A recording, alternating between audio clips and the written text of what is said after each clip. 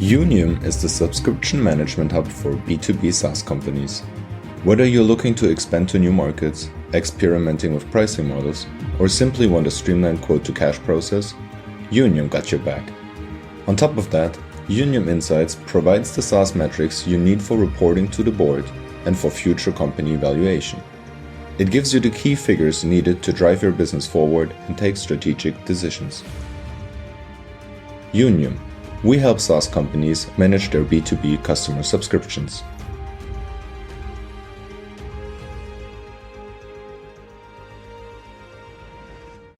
Tavarid is a German deep tech company. Tavarid is a B2B AI SaaS solution that helps metal manufacturing companies reduce energy and quality costs by prescribing optimal machine settings. Tavarid has global enterprise customers in 10 countries and saved more than 14 million for them. Tavarid's focus on sustainable manufacturing has impacted over 55 metal processing plants, reducing their carbon emissions. Our vision is to drive the world towards sustainable and zero waste manufacturing. Visit www.tvarit.com to know more about us. Unium is the subscription management hub for B2B SaaS companies. Whether you're looking to expand to new markets, experimenting with pricing models, or simply want a streamlined quote-to-cash process, Unium got your back. On top of that, Unium Insights provides the SaaS metrics you need for reporting to the board and for future company evaluation.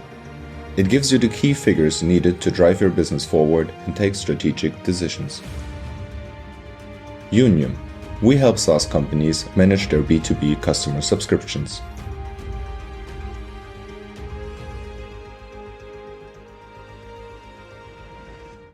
Tavarid is a German deep tech company. Tavarid is a B2B AI SaaS solution that helps metal manufacturing companies reduce energy and quality costs by prescribing optimal machine settings. Tavarid has global enterprise customers in 10 countries and saved more than 14 million for them. Tavarid's focus on sustainable manufacturing has impacted over 55 metal processing plants, reducing their carbon emissions. Our vision is to drive the world towards sustainable and zero waste manufacturing. Visit www.tvarit.com to know more about us.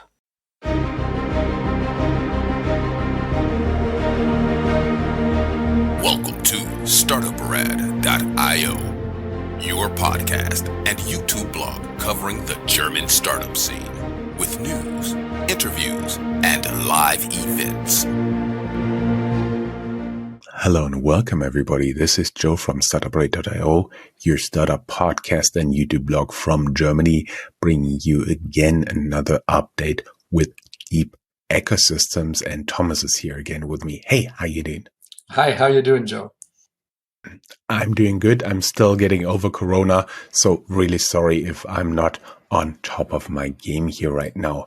This time we thought instead of boring statistics, we bring you a little bit deeper insight before we meet again end of January to get you the review of 2022. So when I've been digging through your very, very extensive reports, I do believe it had something like 120 to 150 slides containing lots of data. Yes, exactly. And I realized there's something different. That's where the headline of today is coming from, since you realized over the years that in Europe you don't have like the single full-fledged startup hubs like you have in the US, especially Silicon Valley Bay Area, but you rather have a network of hubs that startups move through in their startup journey to achieve different stages of their startup life. So that's why we will be today talking about the network of the European startup hubs here. Yes, this is something that you see in Europe for some time now, that even the big hubs don't reach the same size in the global competition. So even if you look outside of the Silicon Valley, large hubs around the world reach much larger investment sums than the European top hubs like London and Berlin. And that is partially explained by the networked and decentralized structure of the innovations system in Europe. Yeah, I was thinking about that. At least for the Silicon Valley Bay Area, I could explain that because that's basically the cradle of today's startup culture. So they had to have everything in one place because there was no other place to go. How much do you think is the free movement within the European Union a part of this development of a startup hub network? Yes, I think that is the prerequisite for that, but also it is a workaround. No? So if you consider the geographical structure of Europe, it has been growing with changing borders since centuries, and we have smaller countries, we have smaller markets. So of course, entrepreneurs need to, first of all, overcome these borders that still represent a border and a barrier for them to grow. So before we had the European unification process and the single market, of course, all the structures were nationally built, and that's still today the mindset and let's say the basis we start from. As a German, you start in Germany. As a French, you start in France. But with the increased connectivity between individuals and also the institutions of the European Union, people start to think cross-border, and yeah, they also realize that there is a limit to growth if they only think in their own national borders. The French will never be as big as the US, and the Germans neither. So they need to collaborate. And this insight that collaboration can put us in a competitive spot with the rest of the world, namely the US and China, that led to this more connected approach. And I think with these improvements of mobility, the Schengen area, the free movement that we have, we are able to build a more connected innovation ecosystem. And then with that more connected ecosystem, we're also more able to compete internationally.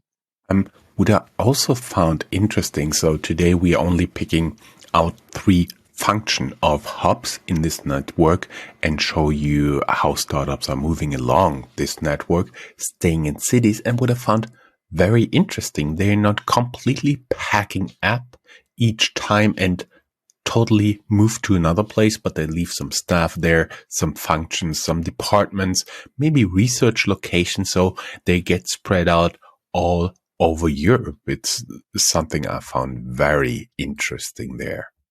Yes, in fact, I think we previously, I think the idea of mobility of founders in Europe was, okay, a startup that doesn't find the right conditions in the place they started will just move to Berlin and pack up everything and leave, and then it's lost forever. In fact, that's not the reality. What we see is that a lot of founders have a journey that takes them through several locations in Europe, and they are not basically moving from one place to another indefinitely, but rather they are moving around and they have presence in several places. So statistically, what we observe is that 62% of startups in Europe have a transnational setup. So 62%, and that's quite early stage already. So they start in the first year to expand to other places. Now, expansion is here defined as any kind of structured relation you have with another country. So that might be you have employees in a different country. That might be you have an investor in a different country. That might be you have a branch or even your headquarter in a different country. We see that phenomenon as well, that a startup has their staff and all the people in one place, but their legal headquarter is in a different location. So all of these kind of international relations, they are in these 62%. And that shows us that startups are very connected in Europe. They are not just starting in one place, they're starting in several places. What came to mind when you talked about this is the classical tech hub either in Southern Europe or in Eastern Europe. And some startups that I've worked with personally now have, for example, the coding team in Croatia, in Serbia. At one point, Ukraine used to be very popular, but I do believe that is a trend we've seen a lot. Because you do some arbitrage, you hire the people there on location a little bit cheaper than you would, for example, in Frankfurt, in Berlin, in London.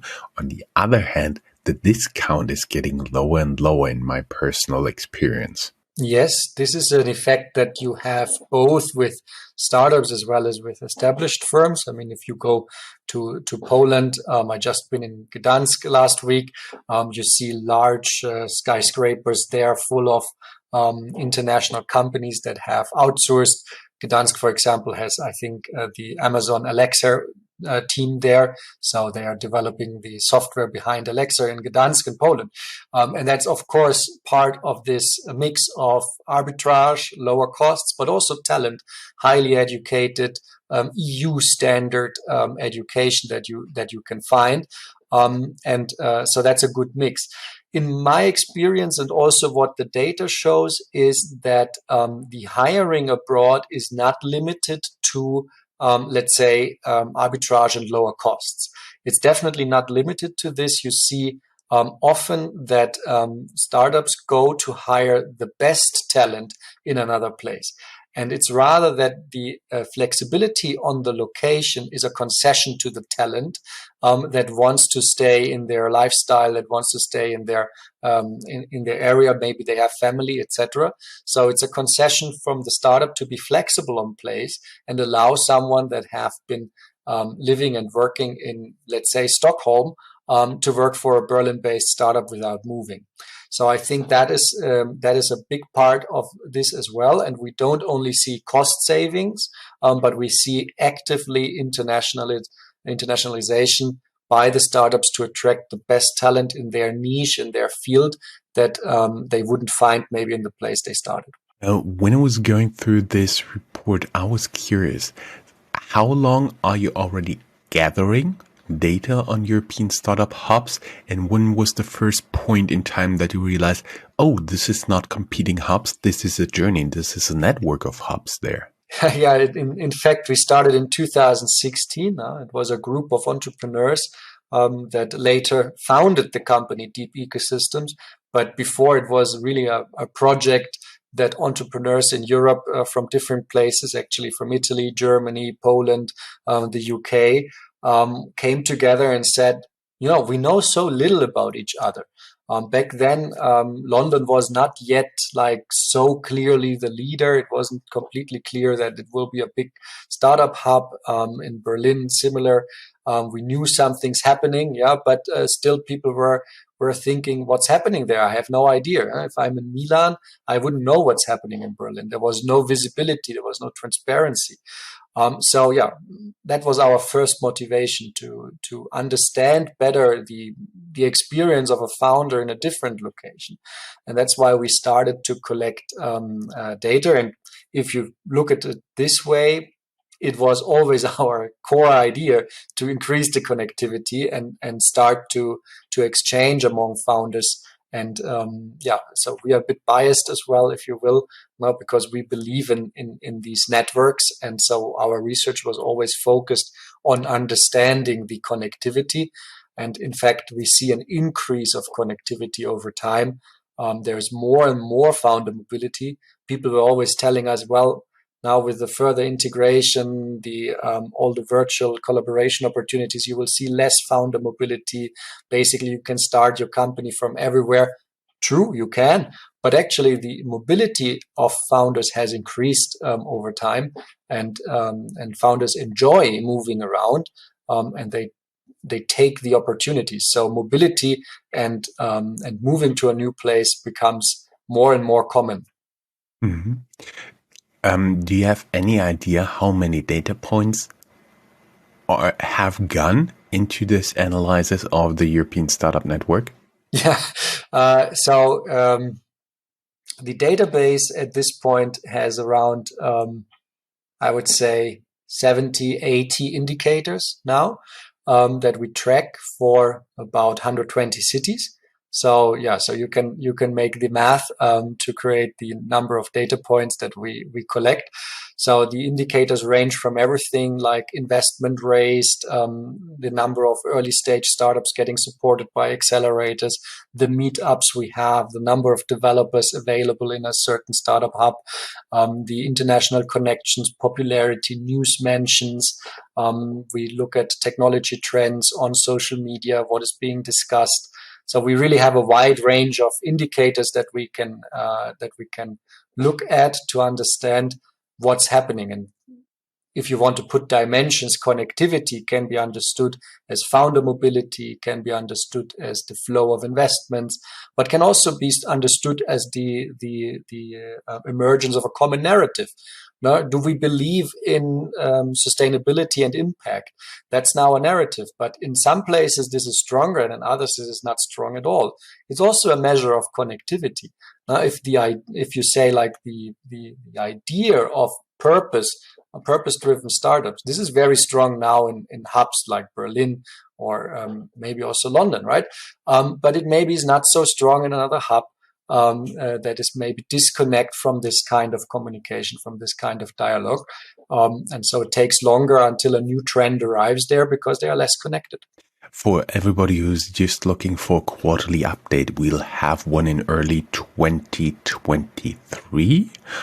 We do believe you'll have the data together sometime end of January 2023, and we'll have the recording early February, and mid towards end of February, you'll get a quarterly update. We've now talked about a lot of those hubs, and one of the functions is what you call a fundraising hub. And I found 12 startup hubs in Europe already reach a critical size.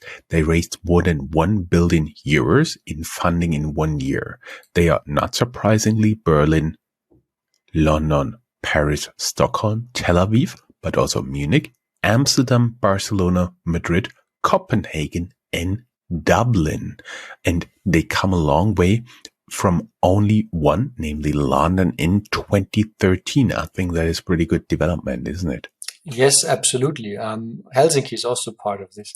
So it's a part of the democratization of innovation in Europe. Now you see more hubs reach critical size. Now, is 1 billion a lot or is it not? You can discuss. On a global scale, it's not a lot. No, so you're not competing yet with New York and Silicon Valley. If you raise 1 billion, you're still far. London, for example, had I think 12 or 13 billion in 2021. But the magical number, $1 billion per year, comes of course from the unicorn startup, where we say, okay, if they reach a 1 billion valuation, then we call them a unicorn. But we felt like this is not like an adequate indicator for the development of an ecosystem. If you have or have not a unicorn, 0 or 1, it's not so interesting for analysis of the ecosystem and the health of the ecosystem.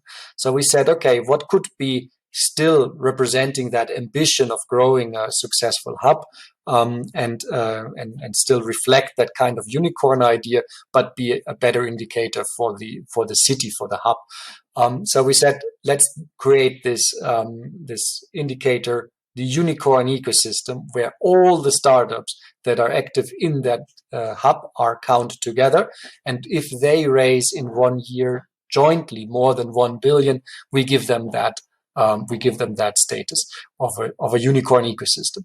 And the interesting thing is that this number was very low in the past. No? So we had 1, 2, 3, then we had 4 of these hubs for a long time. And only last year, it jumped to 12 cities. And 2021 was a particular year. We had driven through the digitalization that was driven by COVID. We had like large investments in startups, and that's why we saw a big jump in places making it above 1 billion.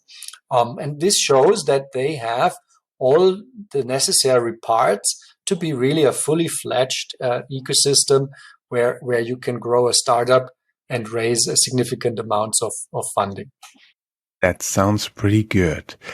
Especially the growth. I do believe 2022 will not be such a great year, and there may be a few less startup hubs reaching this 1 billion, but I do believe they'll be coming back.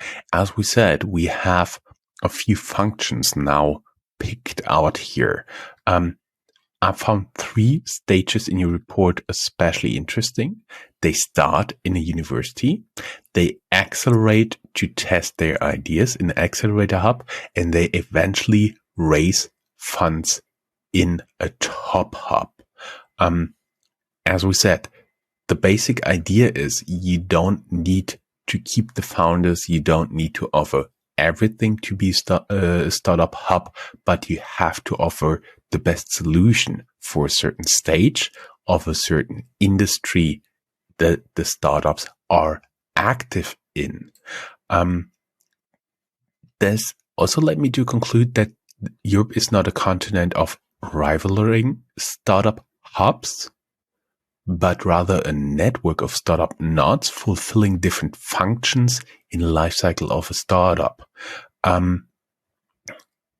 If you want to be on this map, you have to look for function you could fulfill in a certain type, for a certain type of startup, so to say. Look where you can be useful. Where do the startups and the hubs or the nodes profit from this? Yes, you described this very well. We see like these journeys. No, the startups are coming out of very good universities that maybe not located in business hubs. Now we have the example of, for example, here Lausanne. Startups might come out of Lausanne, which is a fantastic city, and it's in Switzerland, which is economically strong, of course. But Lausanne is not like the same as Munich or London, right? In terms of business connections and market access, etc. So you have like very interesting universities that produce very bright entrepreneurs and also give them already an entrepreneurial mindset. Still, they need to move on to test their idea. And other hubs might have specialized in supporting startups in the first steps of market testing, finding a product market fit. These might be hubs where very, very good accelerators have emerged.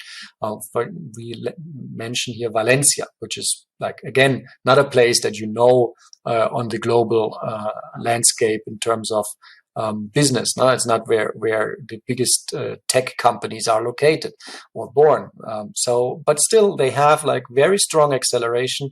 There's an accelerator, Lanzadera, that is placed there. It's accelerating many, many international startups. So it's supporting a lot of entrepreneurs from everywhere that come there and helps them to find their product market fit. Once they have that product market fit, most likely they don't stay in Valencia because that's their product market fit is probably in a different market.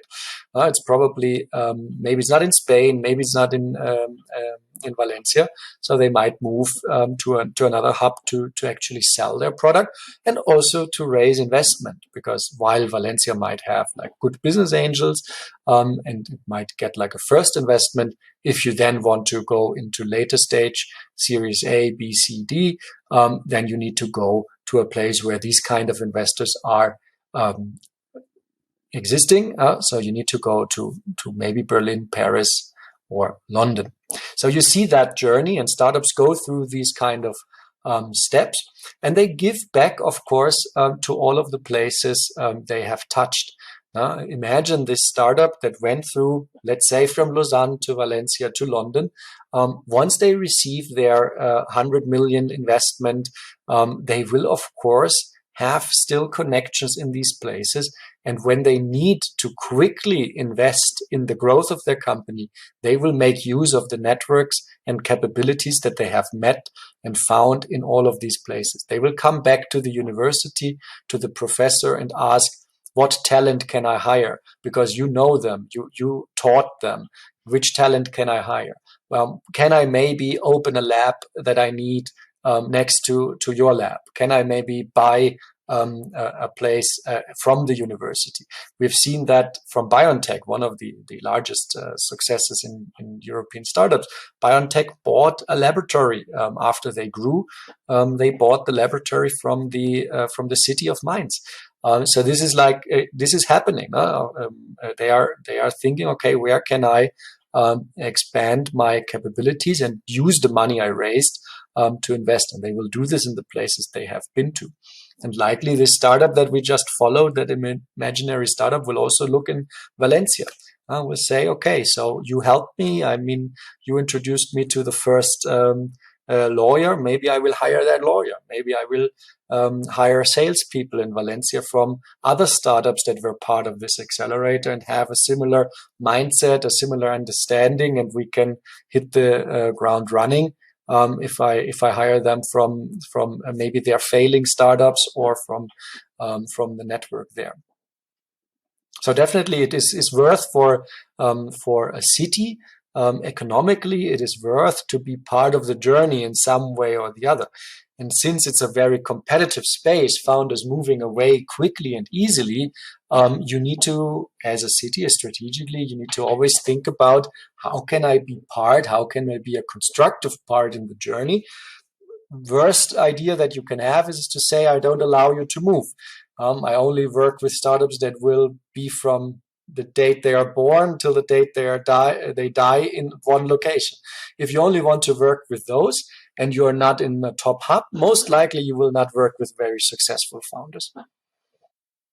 And if you only want to work with the startups that are born, live and die in one place, you likely have a lot of startups that are dying. What I found interesting is the universities as a breeding ground. You have made up 4 quadrants here that I can see. First, global cities where entrepreneurs identify as alumni of local universities. Not surprisingly, London is on top there. In the global cities, Paris, Barcelona, Madrid, and Munich. But the larger cities already hold some surprises like Stockholm, Edinburgh, Dublin, Manchester, and Copenhagen. I also found the mid-sized cities pretty interesting. Vilnius, Bratislava, Nicosia and Cyprus, Trento and Varna, and the small cities Nottingham, St. Gallen in Switzerland, Lund, Delft, and Sheffield. Many interesting places you haven't heard from in international press as a startup hub, right? Yes, and that's simply because the startups at this stage are not that prominent, right? So if you have like a founder starting out in Sheffield, the international press wouldn't care, right? That's why you need a support system, and this founder probably at the university in Sheffield has like a support system that helps them with the first steps. But then they likely move on, and once they are big enough so that they are in the press, no, they are not in Sheffield anymore, and that's why you wouldn't connect Sheffield with this success. You will find this only if you read their CV. That's what I've also seen here. You found 56% of accelerator startups relocate within Europe. Less than half find an accelerator in the hometown, and the relocation is an accelerating trend. No pun intended, going from 49% to 62% of your respondents. I found this really interesting, and most of this acceleration is actually done by moving across borders within Europe. Moving to other cities is the main the highest number, of course. So it can be also the same country. Now, if you move from any other smaller city in Germany to Munich or Berlin, you're still moving. So this is definitely a very strong trend. We see that more than half are doing this. So the participants in the accelerators are not from the same town, which also makes sense. Accelerators are competing if they need to also show their sponsors and investors something. If they would only source startups in their own hub, it wouldn't be that interesting, right? So they're an attraction point, and the startups also take these opportunities. And they source from the universities that you just mentioned. It's not. It's a clever idea for an accelerator to connect to universities, especially if they are not in the top hubs where they are basically abundant accelerator programs. But for example, as you mentioned, Lund or Sheffield, maybe there is not a top accelerator or an accelerator program that fits specifically with the need of the spin-off that we just saw. So they move to another place. I found here it very interesting. You found out that accelerators, especially in small cities, have relatively more international guests. And that kind of struck me when you are now a mayor, a senator in charge of a certain area, in charge of a certain city. Does it mean that smaller cities, who are even too small for a university, can greatly profit from a good accelerator program? Mm-hmm. Yes, I think that there is a unique positioning to create acceleration, doing it really by the book, doing it on a very successful method. I think that you have a chance. Because many of the accelerators that we see are not very good in Europe. So we have a very low quality of accelerators. Many of them are sponsored, government run, with no business model, with no skin in the game. So performance of these accelerators has been notoriously low. Investments given by accelerators is very low compared to international standards.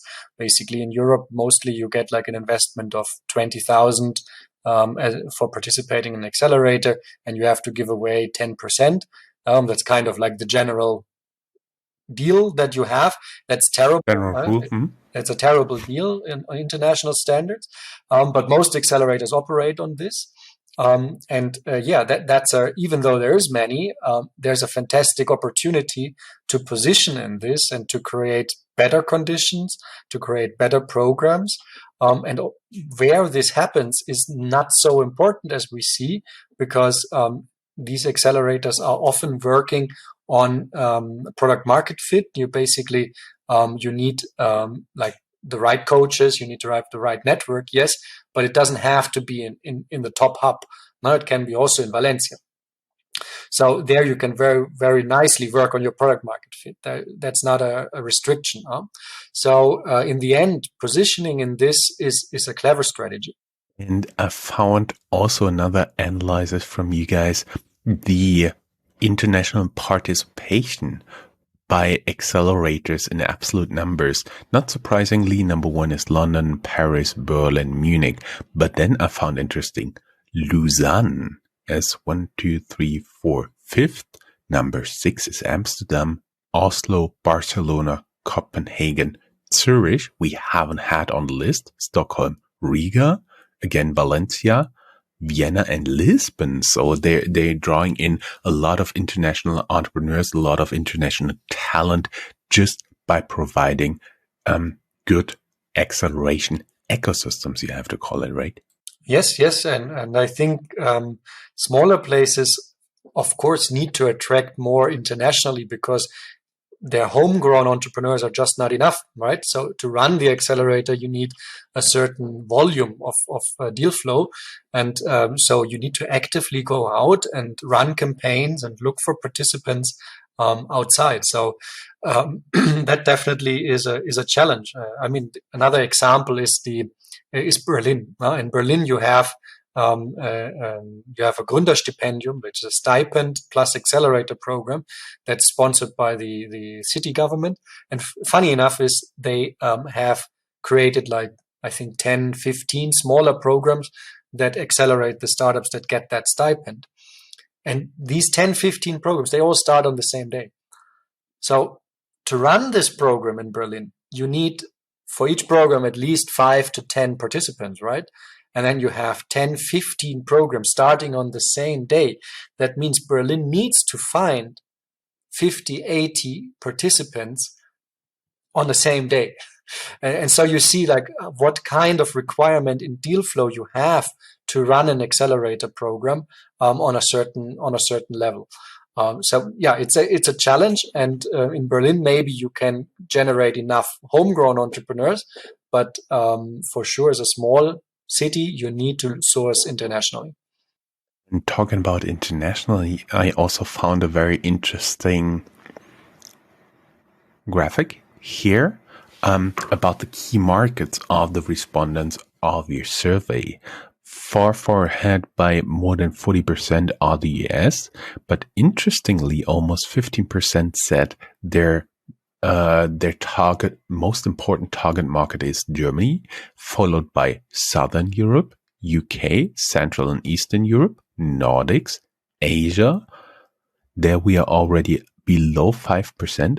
France, the Middle East, South America, also known as LATAM, and Africa, which I found pretty interesting that you can all reach by going there in a local acceleration program. I think there's a big opportunity there. And talking about the last step, because we are already recording for almost 35 minutes, the fundraising hub or international hub that are 12 ones that make headlines where in the last time I forgot Helsinki. I'm so sorry, guys. And there I found something interesting as well, because it's not that there are restrained to this hub, but you have a very nice graphic of the unicorns where they're headquartered and where they're actually expanding on a map. So that means there are like a handful of places where the unicorns are headquartered, but there are many, many more dots spread all across Europe where they have branches, where they have local places where they, for example, have a sales team in Germany, where they have a development team in Bucharest, where they have something else. It's very interesting. Can you talk a little bit more about this? Because I do believe the final destinations, the hubs, the 12 in Europe are already pretty well known. Unless you think it is not the case, then we can make the next episode about the 12 hubs here. Now, for sure, we have like a concentration of unicorns in a few places. Now, that's where they moved to. That's where they have become successful, and their headquarters are there. But they are headquarters. They're there for a legal reason. They're there for steering functions that can only be based there because of the networks of the capital networks mainly. But then the functions of creating the products, of organizing the sales, etc. They are spread out in across different countries. And if you look at Europe, you see very interesting places that have accumulated a high number of unicorn offices. For example, Milan is one of the places that pops up now, which is like an entry point to the Italian and Southern European markets. So definitely that's a place where you see a lot of unicorns move to. You see the same in the Iberian Peninsula, in Madrid mainly, but also in Porto, which I find very interesting. Porto has a strong IT and IT knowledge base in the universities around there. So you see quite a few offices in that area. So you see accumulations, also Dublin, Ireland, accumulations of unicorn offices rather than unicorn headquarters. And that means you're not lost if you don't have your own unicorn. Now you can have also a slice of the pie by hosting expanding unicorns. And that, by the way, can also create spillover effects for your startup ecosystem. Then, of course, if you have a unicorn opening a branch in Porto, these people that work there and the entrepreneurs that come to expand there, they will leave a mark. They will leave like some new ideas. They will connect to local people and help them on their entrepreneurial journey at best. So you will have benefits from the expansion of unicorns. And yeah, basically looking at all of this, the geography of innovation is much more complex and detailed as let's say there's one hub that rules the rest. No, there's like really like an intricate network of relations and different functions that different places take. And finding your way as a founder to create your own network of capabilities is a big challenge. And then as a city that wants to attract these founders, that's also a tough task, but something you should embark on because it can be really worthwhile. For everybody who'd like to learn more, we'll have down here in the show notes part of the research report that we just quoted. If you're a founder, if you're an investor, if you're thinking about setting up an accelerator, that would be very interesting data. As we said, with Startuprad.io, this is all free of charge and exclusively only available from us by Deep Ecosystem. Thomas, we will be leaving now. Thank you very much. It was a pleasure talking to you because the aim was to keep this recording under 40 minutes and we'll barely make this. The next episode will be actually next year in 2023. So Thomas, Merry Christmas, Happy New Year. Yes, even though it's just November, Merry Christmas already and a Happy New Year. I'm looking forward to next year.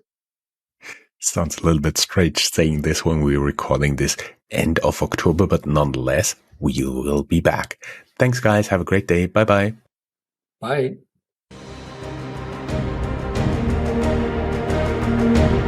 That's all, folks.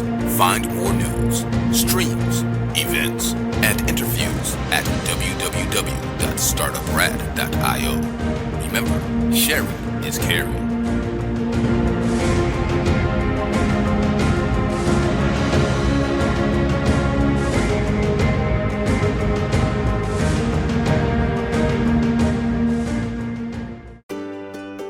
When you're an entrepreneur with a great idea, it can be daunting to find funding. Startup Raven takes the process out of your hands by helping entrepreneurs connect and learn about potential investors all in one place, without any long-filled forms or 1,000 questions. Sign up for early access at Startuprad.io.